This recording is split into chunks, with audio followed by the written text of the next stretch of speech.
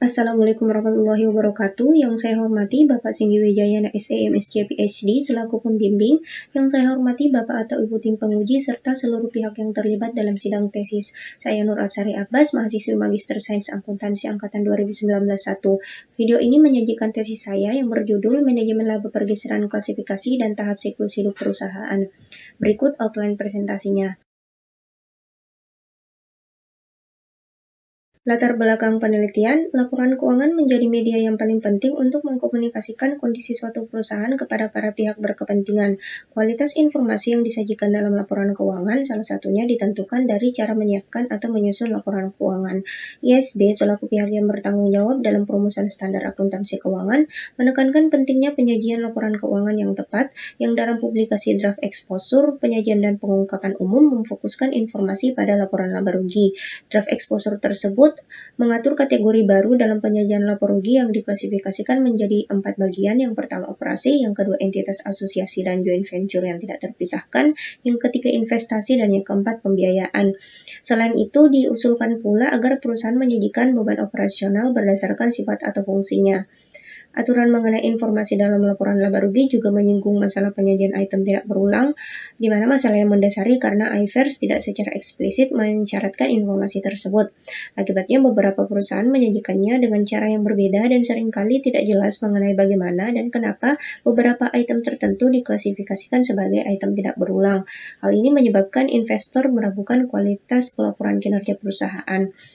Sebagai tanggapan atas kekhawatiran investor, ISB kemudian mengusulkan untuk memberikan definisi dan pengungkapan terpisah atas item tidak berulang untuk memudahkan identifikasi yang pada akhirnya diharapkan dapat meningkatkan informasi dan mengurangi ketidaktepatan dalam klasifikasi akun. Namun meskipun telah disyaratkan penyajian laporan keuangan yang layak, pada realitanya masih ada beberapa perusahaan yang berusaha memodifikasi laba dengan memanfaatkan item tidak berulang. Sebagaimana MIKVE 2006 mendokumentasikan, rata-rata sekitar 2,2% atau senilai dengan $287.000 per tahun dari item khusus yang dilaporkan merupakan beban operasi, namun secara oportunistik diklasifikasikan sebagai item khusus. Kesalahan yang disengaja dalam klasifikasi akun ini merupakan salah satu metode manajemen laba yang dikenal dengan istilah pergeseran klasifikasi. Zalata dan Roberts 2016 berpendapat bahwa pergeseran klasifikasi bukan berkaitan dengan pembukuan maupun pengukuran item, melainkan terkait dengan ketidaktepatan dalam klasifikasi akun dengan memanfaatkan item tidak berulang yang bersifat transitori atau sementara. Konsekuensi pergeseran klasifikasi ini tidak menyebabkan perubahan pada laba bersih, namun dapat terjadi peningkatan laba inti secara abnormal. Hal ini dikarenakan laba inti dipercaya lebih persisten dan dianggap menjadi indikator yang lebih baik untuk memprediksi profitabilitas masa depan. Tujuan melakukan pergeseran klasifikasi disebabkan karena keinginan untuk memenuhi atau melampaui tolak ukur laba. Menurut Choi et al. 2016, keadaan ekonomi perusahaan dapat mempengaruhi perilaku untuk melampaui tolak ukur laba. Keadaan ekonomi perusahaan ini dimanifestasikan dari perubahan siklus hidupnya, di mana Dickinson 2011 mengembangkan pengukuran siklus hidup perusahaan berdasarkan pola arus kas yang dibagi menjadi 5 tahapan. Yang pertama, introduction atau pendirian, yang kedua, growth atau pertumbuhan, yang ketiga, mature atau dewasa, yang keempat, shake out atau goyah, dan yang kelima, decline atau kemunduran. Penelitian terdahulu, misal Hussein et al. 2020 menemukan bahwa manajemen laba lebih tinggi pada perusahaan tahap pendirian kemunduran dan lebih rendah pada tahap tumbuh dewasa. Lebih khusus, Nagar dan Sen 2017 menemukan bahwa pergeseran klasifikasi lebih kuat terjadi pada perusahaan tahap kemunduran.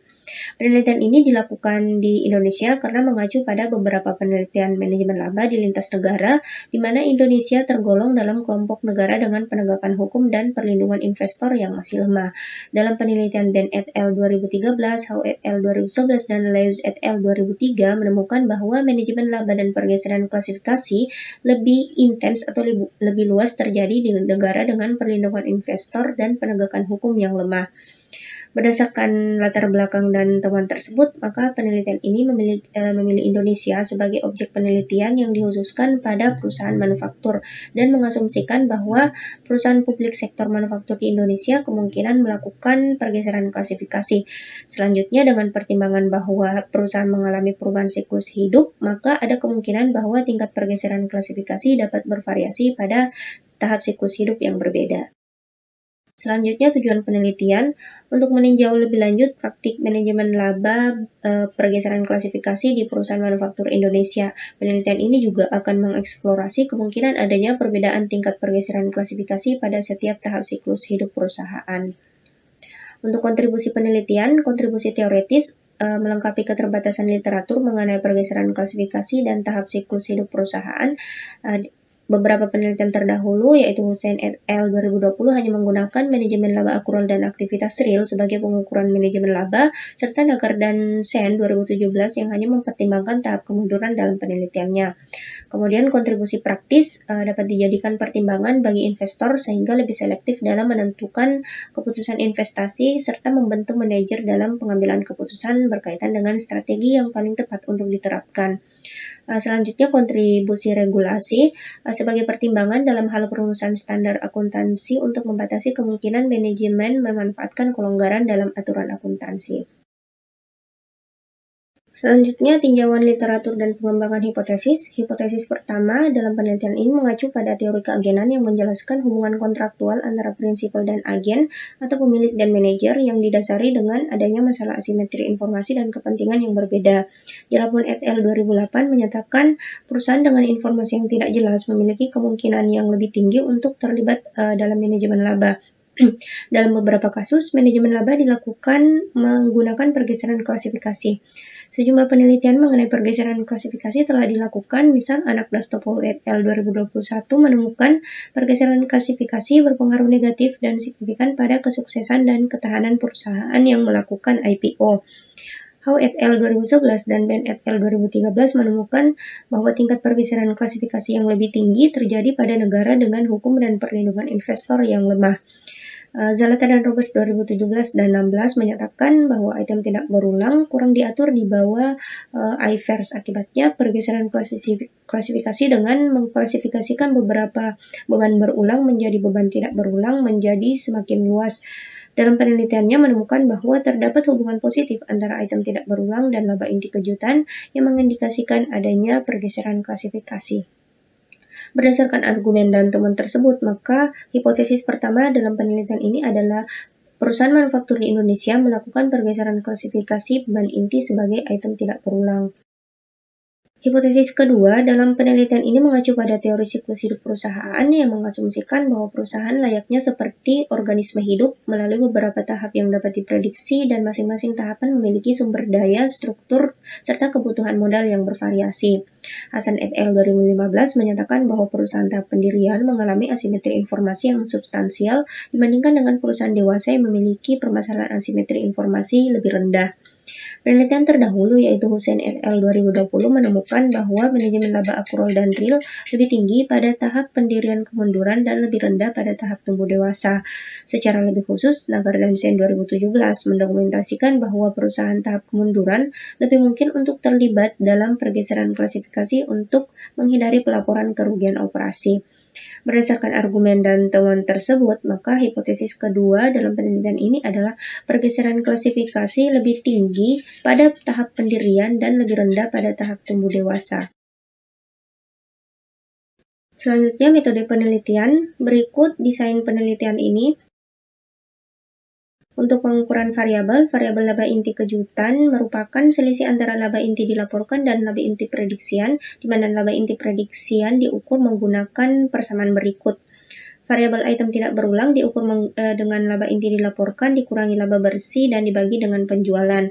Variabel siklus hidup perusahaan menggunakan pola arus kas Dickinson 2011 kemudian akan dikelompokkan menjadi dua berdasarkan kemiripan karakteristik dengan menggunakan variabel dummy, yaitu dummy 1 untuk tahap pendirian dan dummy 0 untuk tahap tumbuh dewasa. Untuk variabel kontrol diukur dengan rumus berikut. Penelitian ini menggunakan data keuangan perusahaan manufaktur yang terdaftar di BEI tahun 2015 sampai 2019 dengan kriteria berikut. Semua data dikumpulkan dari database Thomson Reuters. Proses analisis data yang pertama pengujian model terbaik, uji asumsi klasik, dan yang terakhir pengujian hipotesis menggunakan regresi OLS data panel. Model pengujian hipotesis sebagai berikut. Untuk menerima hipotesis pertama, maka koefisien B1 harus positif signifikan, dan untuk menerima hipotesis kedua, maka koefisien B3 harus positif dan signifikan. Selanjutnya, hasil dan pembahasan penelitian. Populasi untuk penelitian ini sebanyak 432 perusahaan manufaktur selama tahun 2015 sampai dengan 2019. Kemudian setelah melakukan reduksi sampel, maka tersisa sampel akhir sebanyak 396 tahun perusahaan. Tabel 42 berikut adalah statistik deskriptif yang menunjukkan secara umum data cukup bervariasi dilihat dari nilai standar deviasi yang lebih besar dari nilai rata-rata. Tabel 43 berikut adalah frekuensi siklus hidup yang didominasi oleh tahap tumbuh dewasa sekitar 85,86%, sementara tahap pendirian hanya 14,14%. Berdasarkan tabel 44 berikut, model penelitian ini menggunakan fixed effect model setelah melakukan uji Shaw dan uji Hausman. Untuk uji asumsi klasik persamaan 1 dan 2 dalam penelitian ini telah memenuhi persyaratan asumsi klasik. Selanjutnya, hasil statistik untuk hipotesis pertama. Berdasarkan tabel 49 dapat diketahui bahwa variabel item tidak berulang memiliki koefisien positif sebesar 0,2416 dengan tingkat signifikansi 5%. Hasil pengujian sesuai dengan hipotesis pertama bahwa item tidak berulang berpengaruh positif pada laba inti kejutan. Oleh karena itu, hipotesis pertama terdukung secara statistik. Bukti tersebut mengindikasikan bahwa perusahaan manufaktur di Indonesia secara umum terlibat manajemen laba menggunakan pergeseran klasifikasi dengan mengalihkan biaya inti sebagai item tidak berulang yang meningkatkan laba inti. Sebagaimana dalam penelitian Alfonso et al. 2015 yang menyatakan bahwa laba inti menjadi aspek penilaian kinerja yang lebih baik yang juga dapat berpengaruh pada reputasi manajer. Selain itu, standar akuntansi yang berlaku tidak begitu menekankan informasi item tidak berulang, sehingga perusahaan memiliki kebebasan untuk menggunakan diskresinya. Dari sinilah muncul asimetri informasi dan kepentingan yang berbeda antara pemilik dan manajer, sebagaimana yang diasumsikan dalam teori keagenan. Di satu sisi, investor menuntut agar item tidak berulang disajikan secara jelas dalam laporan keuangan. Di lain sisi, manajer dapat memanfaatkan pelonggaran aturan untuk meningkatkan utilitasnya, sebagaimana yang dinyatakan oleh Jensen dan Meckling 1976, bahwa ada kemungkinan manajer tidak melakukan yang terbaik untuk kepentingan pemilik. Kelonggaran aturan akuntansi, permasalahan yang muncul antara kedua pihak, baik manajer maupun pemilik, serta dorongan kepentingan pribadi inilah yang dapat menjadi alasan terjadinya manajemen laba oportunistik. Selanjutnya, hasil statistik untuk hipotesis kedua, tabel 410 dapat diketahui bahwa variabel interaksi item tidak berulang dan siklus hidup perusahaan memiliki nilai koefisien positif sebesar 0,1814 namun tidak signifikan. Hasil pengujian tersebut menunjukkan bahwa hubungan antara laba inti kejutan dan item tidak berulang tidak lebih kuat pada tahap pendirian dibandingkan dengan tahap tumbuh dewasa. Oleh karena itu, hipotesis kedua tidak terdukung secara statistik. Tidak adanya bukti yang dapat menjelaskan bahwa perusahaan tahap pendirian memiliki tingkat pergeseran klasifikasi lebih tinggi bisa disebabkan oleh beberapa kondisi. Hansen et al. 2018 menyatakan bahwa perusahaan pada tahap pendirian lebih banyak melakukan kegiatan penelitian dan pengembangan sumber daya, perubahan organisasi, dan pengeluaran modal sehingga nilai buku ekuitasnya menjadi lebih rendah. Perusahaan tahap pendirian yang berada dalam kondisi tersebut dapat menyebabkan tingkat konservatisme menjadi lebih tinggi. Sebagaimana penelitian Hansen et al. 2018 menemukan bahwa tingkat konservatisme perusahaan menurun seiring dengan siklus hidup perusahaan, di mana perusahaan tahap pendirian memiliki tingkat konservatisme yang lebih tinggi. Lara et al. 2020 membuktikan bahwa perusahaan yang lebih konservatif memiliki kemungkinan lebih rendah untuk mengelola laba. Dengan kata lain, perusahaan tahap pendirian yang lebih konservatif terbatasi dalam melakukan manajemen laba. Perusahaan tahap pendirian juga dianggap memiliki keterbatasan dalam informasi, sebagaimana yang dinyatakan oleh Miller dan Friesen 1984, yang mengindikasikan pada rendahnya kualitas informasi yang dihasilkan. Temuan Lara et al. 2020 membuktikan bahwa dalam kondisi kualitas informasi yang rendah, perusahaan menjadi lebih konservatif. Hal ini yang juga memungkinkan perusahaan tahap pendirian terbatasi untuk melakukan manajemen laba. Terakhir, bagian penutup, kesimpulan penelitian ini menguji hubungan antara laba inti kejutan dan item tidak berulang pada siklus hidup perusahaan yang berbeda dengan sampel 396 tahun perusahaan manufaktur yang terdaftar di BEI. Hasil analisis statistik menemukan hubungan positif dan signifikan antara laba inti kejutan dan item tidak berulang sehingga hipotesis pertama terdukung. Namun terdapat hubungan positif dan tidak signifikan antara laba inti kejutan dan item tidak berulang pada tahap pendirian sehingga hipotesis kedua tidak terdukung. terdukung. Implikasi penelitian ini, yang pertama implikasi teoritis berupa wawasan keilmuan berkaitan dengan manajemen laba, khususnya pergeseran klasifikasi. Penelitian ini telah membuktikan asumsi dasar teori keagenan dalam menjelaskan perilaku oportunis manajer yang dapat mempengaruhi kinerja perusahaan dan efisiensi pasar. Implikasi praktis, terutama bagi investor dan kreditor, memberikan pandangan mengenai metode manajemen laba yang dapat mempengaruhi kinerja perusahaan sehingga dapat melakukan penilaian yang lebih akurat, memberikan indikasi bagi auditor untuk mengetahui elemen laporan keuangan yang berpotensi untuk menjadi sasaran penyalahgunaan sehingga dapat membantu dalam proses perencanaan audit. Implikasi regulasi sebagai pertimbangan bagi pembuat kebijakan akuntansi, misal memperjelas ketentuan klasifikasi dalam pos-pos laporan keuangan, khususnya laporan kinerja perusahaan, sehingga dapat mempermudah pemahaman bagi pengguna laporan keuangan. Keterbatasan dan saran penelitian. Dalam penelitian ini hanya menggunakan pergeseran klasifikasi sebagai pengukuran manajemen laba.